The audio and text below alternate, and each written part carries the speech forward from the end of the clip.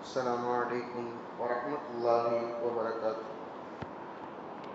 الحمد لله والصلاة والسلام على سيدنا محمد وعلى آله وصحبه أجمعين أما بعد.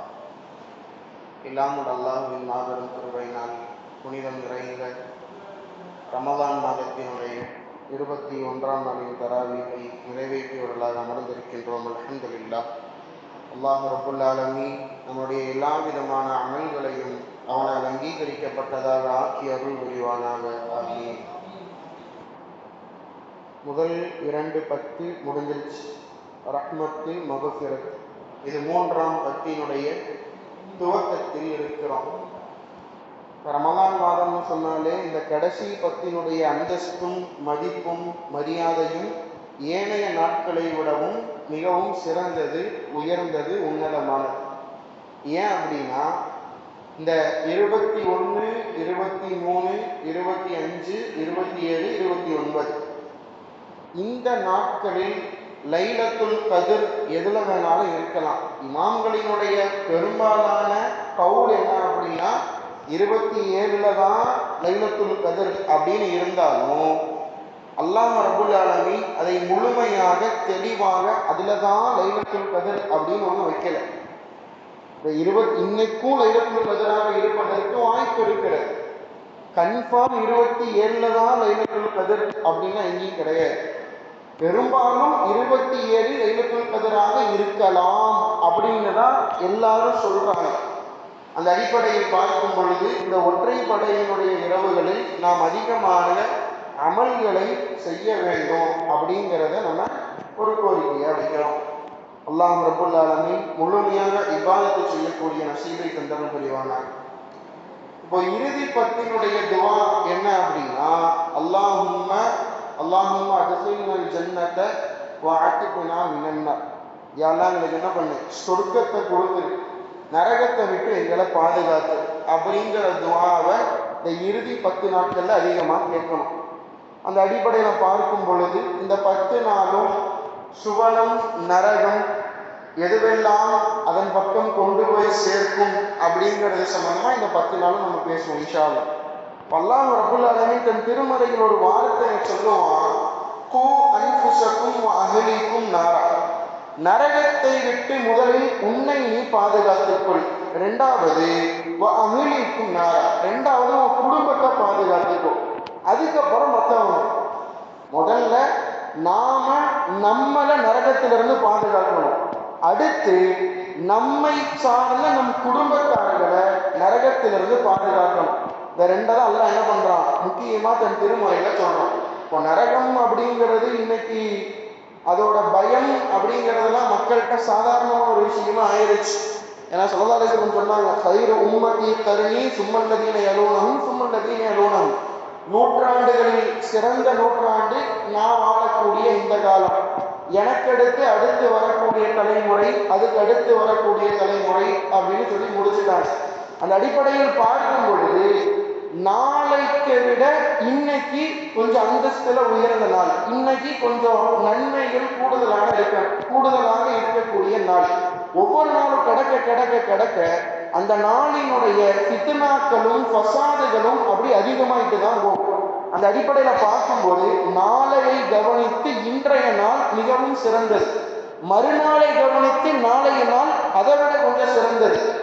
இப்படிதான் அந்த ஹதீஸினுடைய பொருள்.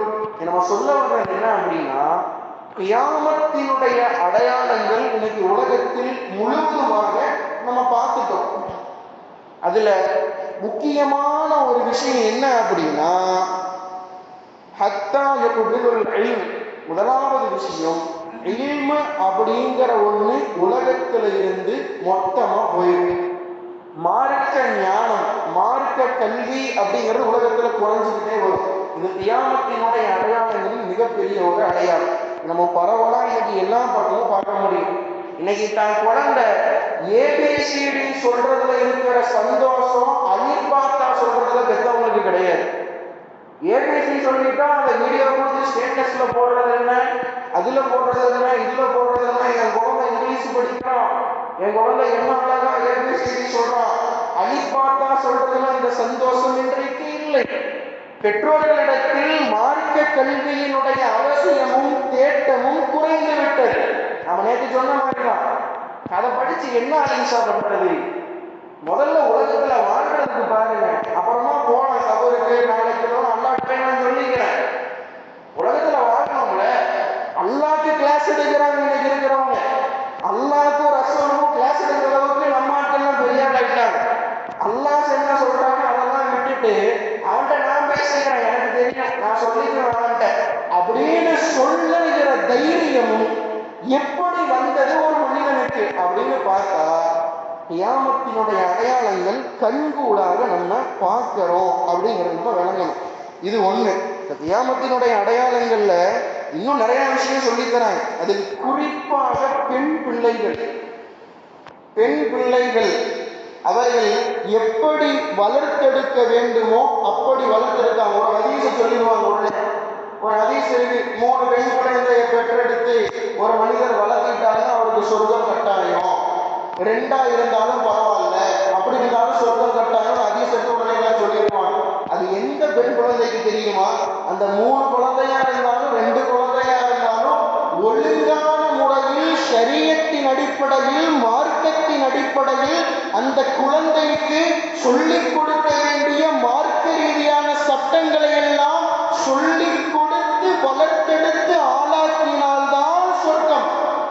நீ இஷ்டத்துக்கு ஸ்கூல்ல படிக்க வைப்ப, காலேஜ்ல படிக்க வைப்ப, அந்த குழந்தைகிட்ட இன்னைக்கு இருக்கக்கூடிய பெண்கள், இன்னைக்கு படிக்கக்கூடிய பெண்கள்கிட்ட போய் கலிமா சொல்லுனா எத்தனை பேர் 5 கலிமாவை ஒரே நேரத்தில் சொல்லணும்னு சொல்லுவாங்க?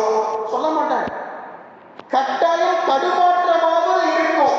நிறைய பேருக்கு இல்லை, முழுசாவே தெரியாது. மிஞ்சி போனா 2 சொல்லும், 3 சொல்லும், 4 தெரியாது, 5 தெரியாது. அப்படிதான் இன்றைய வாழ்க்கை, இன்றைய நிலைமை போய்கொண்டிருக்கிறது. இதெல்லாம் கியாமத்தினுடைய அடையாளங்கிறத நம்ம விளங்கணும். முக்கியமா பெற்றோர்கள் ஸ்கூலுக்கு காலேஜுக்கு கொடுக்கிற மரியாதை எந்த அளவுக்கு அப்படின்னா, ஸ்கூல்ல போய் என்ன பண்ணிட்டு இருப்பான், மணிக்கணக்கா நிற்பான் பிரின்சிபலை பார்க்கறது. பிரின்சிபலை பார்க்கணும், ஃபீஸ் கட்டுறதுக்கு இவன் காசு கொண்டு போய் கட்டுற இடம் அது. அங்க போய் பிரின்சிபல் அம்மா சாப்பிட்டு இருக்கோம், இல்ல ஹெட் மாஸ்டர் சாப்பிட்டு இருப்பாரு, கொஞ்சம் வெயிட் பண்ணுங்க அப்படின்னு நிக்க விட்டுருவாங்க. இவர் போய் நிற்பாரு மணிக்கணக்கில். அவர் சாப்பிட்டு பொறுமையா கை காலெல்லாம் கழுவிட்டு தொடச்சிட்டு வர வரைக்கும் இவங்க நிற்பாரு. மதரசாலையில் நடக்குது தெரியுமா? 7 மணி குழந்தை அனுப்பிச்சு விடுவாங்க, 7:15 வண்டி வந்து அனுப்பிச்சா கொஞ்சம் சீக்கிரம் அனுப்பிச்சு விடுது. முதல்ல மதரசாக்கு அனுப்பி விடுறது எத்தனை மணிக்கு? 7 மணிக்கு. சொல்றது எப்படி? 7:15 வேன் வந்துடும், கொஞ்சம் சீக்கிரம் அனுப்பி விட்டீங்கன்னா நல்லா இருக்கும். என்ன கேவலம் இது! இதுதான் நம்முடைய இல்முக்கு கொடுக்கக்கூடிய மரியாதையா? இப்படி ஒரு மனிதன் இந்த இல்மை குறைத்து மதிப்பிட்டால் அவன் நிலைமை என்ன ஆகும் என்று யோசிக்க வேண்டாமா? அப்படி உன் குழந்தைக்கு அந்த படிப்பை கற்றுக் கொடுத்த நாளைக்கு என்ன ஆக போடும்? உன் குழந்தை நீ மரணித்தால் உனக்கு ஜனாசா தொழுக வைப்பானா? அவ்வளவு லட்சங்கள் கட்டி படிக்க வைத்தாயே, அவ்வளவு கோடிகள் செலவு பண்ணி அவனை வளர்த்தெடுத்தாயே, வார்த்தெடுத்தாயே, நீ மௌத்தா போனா பையன் உனக்கு தொழுக வைப்பானா? உன் கபரில் அடக்கியதற்கு பின்னால் கையை தூக்கி 2 துவா ஓத முடியுமா உனக்கு? அவ்வளவுதான். மௌத்தா போனா அவ்வளவுதான். ஏதோ ஆலிம்சா தொழுக வைப்பாங்க, அதோட முடிஞ்சு. கபரில் அடங்கினா அதுக்கப்புறம் ஒண்ணும் கிடையாது. அந்த மனுஷர் அதோட கபரோட அப்படி கிடந்துடுவார். கபருக்கு போனதுக்கு அப்புறம் தான் பிள்ளைகளை நாம் ஏன் இப்படி வளர்த்தோம் அப்படிங்கிற சிந்தனையோ அந்த அறிவும் எப்ப வரும்? கபருக்கு போனதுக்கு அப்புறம் தான் வரும். ஏன்னா எந்த அளவுக்கு என்றால் சொல்லித் தருவார்கள், கபருக்குள் இருக்கக்கூடிய ஒரு மனிதன் அவன் ஏங்கிக் கொண்டிருப்பான், எனக்காக வேண்டி யாராவது ஓதி எழுப்ப மாட்டார்களா, என் பேரில் யாராவது எதையாவது ஓதி கொடுக்க மாட்டார்களான்னு ஏங்கி தவிச்சிட்டு இருப்பான். ஒரு பையன் அவருக்காக ஓதிட்டாங்க. மலாய்க்கத்துமார்கள் தங்க தட்டுகளில், வெள்ளி தட்டுகளில் தான் குடும்பத்தார்கள் குழந்தைகள் ஓதிய அந்த ஓதல்களை அந்த தட்டில் அழகாக கொண்டு போய் அந்த கபர் வாசிக்க கொடுப்பாங்களா, கொடுத்து சொல்லுவாங்களா, இது உன் பிள்ளைகிட்ட வந்தது, இன்னைக்கு உனக்கு வேதனை கிடையாது, அதாவது கிடையாது, நீ நிம்மதியா இருக்க. அந்த கபர்வாசி என்ன பண்ணுவா தெரியுமா? தாம் பக்கத்தில் இருக்கக்கூடிய கபிஸ்தான்ல யாரெல்லாம் அடங்கிக்கிறாங்களோ ஒவ்வொரு ஆட்டையா போய் காப்பாறான். இங்க பாத்தீங்களா என் புள்ள எனக்கு ஓதி அனுப்பிச்சிருக்கிறான், இங்க பாத்தீங்களா என் புள்ள என் குடும்பத்துக்காரவங்க எனக்கு ஓதி அனுப்பிச்சிருக்கிறாங்க அப்படின்னு பக்கத்தில் இருக்கிற எல்லாத்தையும் போய் காமிப்பார்களே. இந்த நிலைமை உனக்கு வேண்டுமா வேண்டாமா? சிந்திக்க வேண்டும். ஏதோ இந்த உலகம் அவ்வளவுதான், கண்ண மூடி கண்ண முடிஞ்சிடும். வாழக்கூடிய வாழ்க்கை சொற்பமானது, அற்பமானது. அத்துன்யா மஸ்ரஅத்துல் ஆகிரா. இந்த உலகம் கியாமத்திற்கான விளைநிலம். இங்க என்ன விதைக்கிறோமோ அதுதான் நாளைக்கு கியாமத்துல முளைச்சு வந்து நிற்கும். நீ கபருக்குள்ள போனாலும் இங்க நீ பண்ணதான் வந்து நிற்கும். நீ எப்படி உன் பிள்ளைய வளர்க்கலையோ அப்படிதான் உன் பிள்ளை ஓதுறதும் உனக்கு வந்து சேரும். அலிப்பேத்தேவே தெரியாம வளர்த்தி அவன் குழந்தை எப்படி உனக்காக வேண்டி உருப்படியா எப்படி ஓத முடியும்? அல்ஹம்துலில்லாஹி ரப்பில் ஆலமீன். இந்த ஆவு ஐனு சரியான முறையில ஓதனாதான், சரியான முறையில உச்சரிச்சாதான் அதுக்கு முழுமையான நன்மை. அல்ஹம்துலில்லாஹி ரப்பில் ஆலமீன் அப்படின்னா அதுக்கு உண்மையான நன்மை கிடையாது, கொஞ்சமான நன்மை தான். அங்கே வரக்கூடிய வார்த்தைகளின் உச்சரிப்பு சரியாக இருக்கணும். இன்னைக்கு உலமாக்கள் எவ்வளவோ சொல்லி சொல்லி பார்த்தாங்க. உலமாக்கள் சொல்லுவது அவங்க இது பண்ணணுங்கிறது கிடையாது.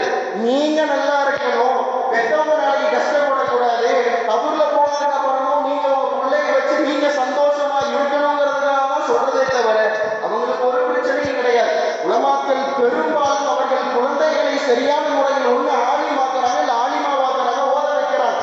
அது அவங்க பார்த்து அவங்க அப்படி போயிட்டு இருக்கிறாங்க. சமூகத்திற்கு அவர்கள் பாடுபடுவதற்கு துடிக்கிறார்கள். ஆனால் நாம் கொஞ்சம் கூட அக்கறை காட்டவில்லை என்பதுதான் உண்மை. நமக்கு அதை பத்தி அக்கறையே கிடையாது. அதெல்லாம் அப்புறம் பார்த்துக்கலாம். முதல்ல உலகத்துல வாழ்றதுக்கு பார்ப்போம். என் பையன் வந்துதான் படிப்பான், அவன் படிச்சு பெரிய ஆளாவான், பெரிய வீடு கட்டுவான், பெரிய காரு வாங்குவான்.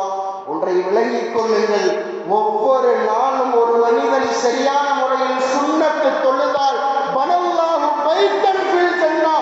நீ உலகத்தில் வீடு கட்ட வேண்டும் என்று பல ஆண்டு காலம் சிரமப்படுகிறாய், கஷ்டப்படுகிறாய், துடிக்கிறாய். நீ ஒவ்வொரு நாளும் சுன்னத்து மாத்திரம் தொழுதால் பனல்லாஹ், அல்லாஹ் உனக்கு வீடு கட்டுறான். நம்ம உலகத்துல கொத்தனார வச்சு வீடு கட்டுறோம், வீடு கட்டுற இன்ஜினியரை வச்சு கட்டுறோம்.